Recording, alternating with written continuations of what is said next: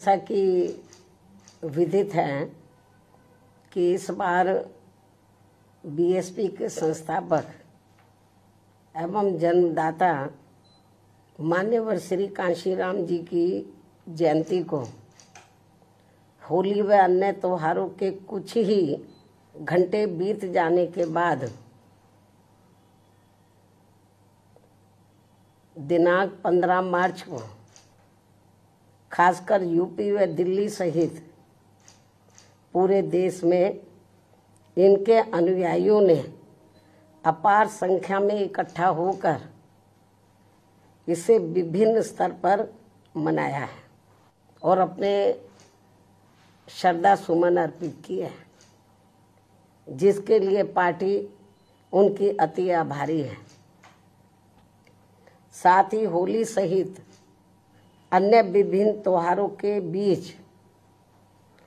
इस बार मान्यवर श्री कांशीराम जी की जयंती जिस अति उत्साह व जोश के साथ मनाकर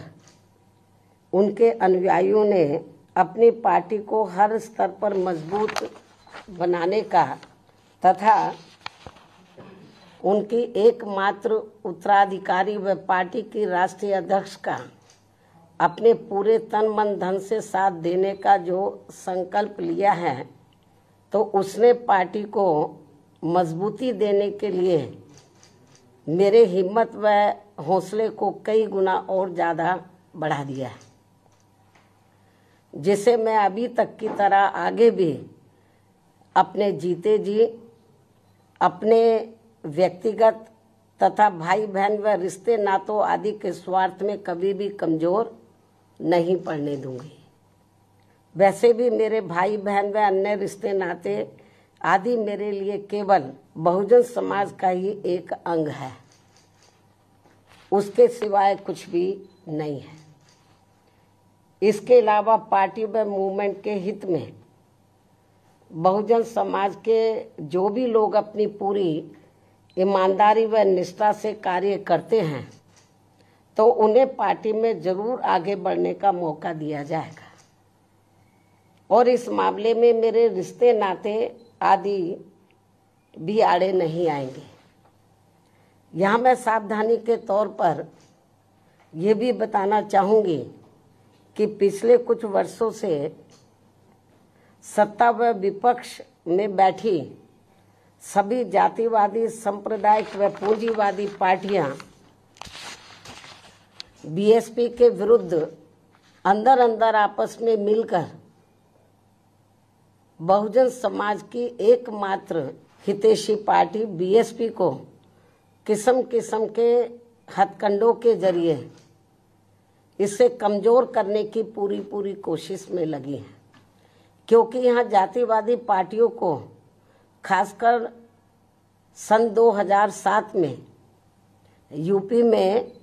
बीएसपी का अकेले ही पूर्ण बहुमत के आधार पर सत्ता में आना अभी तक भी उनके गले के नीचे से कतई भी नहीं उतर पा रहा है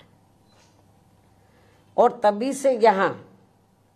सभी जातिवादी व खासकर दलित विरोधी पार्टियां किस्म किस्म के हथकंडे इस्तेमाल करके बीएसपी को कमज़ोर व ख़त्म करने में लगी है। इसी प्रकार बाबा साहब डॉक्टर भीमराव अंबेडकर के जीते जी भी इन्हीं जातिवादी पार्टियों ने इनके कारवां को किस्म किस्म के हथकंडे इस्तेमाल करके से कमज़ोर व ख़त्म करने का पूरा प्रयास किया था, जिसे बाबा साहब ने व बाद में मान्यवर श्री कांशीराम जी ने भी इनके मंसूबों को पूरा नहीं होने दिया है और अब मैं भी अपने बहुजन समाज के बलबूते पर इनके इस मंसूबे को किसी भी कीमत पर पूरा नहीं होने दूंगी। ये मेरा पार्टी के लोगों को वायदा है, जिसके लिए मुझे अपने बहुजन समाज का हर स्तर पर साथ मिलना भी बहुत ज़रूरी है और अच्छी बात यह है कि बहुजन समाज पूरे तन मन धन के साथ अब मेरे साथ खड़ा है, अभी भी खड़ा है। इतना ही नहीं बल्कि दलित व अन्य उपेक्षित वर्गों के लोगों को ये मालूम है कि ये लोग यूपी में बीएसपी की पूर्ण बहुमत की सरकार बनने से पहले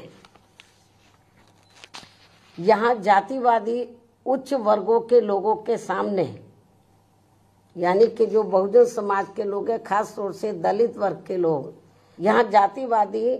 उच्च वर्गों के लोगों के सामने ना तो चारपाई पर बैठ सकते थे और ना ही उनके बराबर की कुर्सी पर भी बैठने की हिम्मत जुटा सकते थे। लेकिन सन 2007 में बीएसपी की अकेले पूर्ण बहुमत की सरकार बनने के बाद से ये सब अब काफी कुछ बदल गया है। अब ये लोग उनके बराबर में चारपाई व कुर्सी आदि पर भी पूरे सम्मान के साथ बैठ सकते हैं। ये जो बहुजन समाज के लोग हैं, यही है वास्तव में यहाँ सही सामाजिक परिवर्तन। यही है वास्तव में यहाँ सही सामाजिक परिवर्तन, जिसे मेरे नेतृत्व में बनी बीएसपी की सरकार ने लाया है। लोग सामाजिक परिवर्तन की बहुत बात करते हैं, लेकिन उसको धरातल पे कभी उतारते नहीं हैं। लेकिन मेरे नेतृत्व में सन 2007 में जब अकेले पूर्ण बहुमत की सरकार बनी, तो इसे मैंने धरातल पे उतारा है, जिससे यहाँ यूपी में हमारे संतों, गुरुओं व महापुरुषों का काफी हद तक सपना साकार हुआ है, जिसकी वास्तव में पूरी देन मान्यवर श्री कांशीराम जी की है। और ये सब यहाँ समाज में परिवर्तन लाने के मामले में इतिहास के पन्नों में जरूर लिखा जाएगा। इसके साथ ही बीएसपी की सरकार ने ही यहाँ यूपी में इन वर्गों के लोगों को, यानी कि बहुजन समाज के लोगों को काफी हद तक अपने पैरों पर खड़ा किया है। अपने संतों, गुरुओं वे महापुरुषों को भी विभिन्न स्तर पर पूरा आदर सम्मान दिया गया है, जिसे लोग कभी भी नहीं भुला पाएंगे। लेकिन ये सब यहाँ सभी जातिवादी पार्टियों के गले के नीचे से अभी तक भी नहीं उतर पा रहा है। इसलिए अब वे इन वर्गों में से स्वार्थी किस्म के लोगों को आगे करके उनके जरिए विभिन्न नाम पर अनेकों छोटे छोटे संगठन व पार्टियां आदि बनवा के बीएसपी की इस ताकत को बांटकर इसे कमजोर करने में लगे, जिनसे बहुजन समाज के लोग जरूर सचेत रहे। यही समय की मांग है और यही पार्टी व मूवमेंट के हित में इनका सही कदम भी होगा, यदि हमारे लोग सचेत रहते हैं। इसके अलावा यहाँ मैं ये भी कहना चाहूंगी कि देश के प्रधानमंत्री बीच बीच में अपनी खुद की गरीबी का तो जरूर उल्लेख करते रहते हैं, लेकिन इन्होंने दलित व अन्य उपेक्षित वर्गों के लोगों की तरह यहाँ कभी भी कोई जातीय भेदभाव नहीं झेला है, जो ये सब हमारे संतों, गुरुओं व महापुरुषों ने समय समय पर झेला है, जिसे अभी भी इनके अनुयायी काफी हद तक झेल रहे हैं। इसलिए पार्टी के मिशनरी व परिपक्व लोगों से आज मेरी ये भी पुरजोर अपील है कि वे ये सभी जरूरी बातें अपने बच्चों व खासकर युवा पीढ़ी को जरूर हमेशा बताते रहें, जिनको तैयार करने की भी वास्तव में सही जिम्मेवारी इन्हीं लोगों की ही है। इस उम्मीद के साथ ही अब मैं पुनः होली आदि के त्योहारों के बीच में इस बार मान्यवर श्री कांशीराम जी की जयंती बड़े जोश व उत्साह के साथ मनाकर इनके अनुयायियों ने जो उनको अपना पूरा आदर सम्मान दिया है तथा मेरे साथ साथ इनके करोड़ों अनुयायियों का भी काफ़ी हौसला बढ़ाया है, उन सभी का हार्दिक दिल से आभार प्रकट करते हुए अब मैं अंत में यही कहना चाहूँगी कि इस समय संसद सत्र चल रहा है, यह आप लोगों को मालूम है, जिसमें देश में आम जनहित के मुद्दों पर कम बल्कि अपने अपने स्वार्थ में राजनीति करने पर ज़्यादा जोर दिया जा रहा है, जो ये अति चिंता की बात है। साथ ही पिछले कुछ समय से वक्फ बोर्ड पर भी सत्ता व विपक्ष द्वारा जो राजनीति की जा रही है, तो ये भी अति चिंता की बात है। और यदि ये मामला समय रहते आम सहमति से सुलझा लिया जाता तो ये ज्यादा बेहतर होता। केंद्र सरकार इस मामले में जरूर पुनर्विचार करे, सोच विचार करे।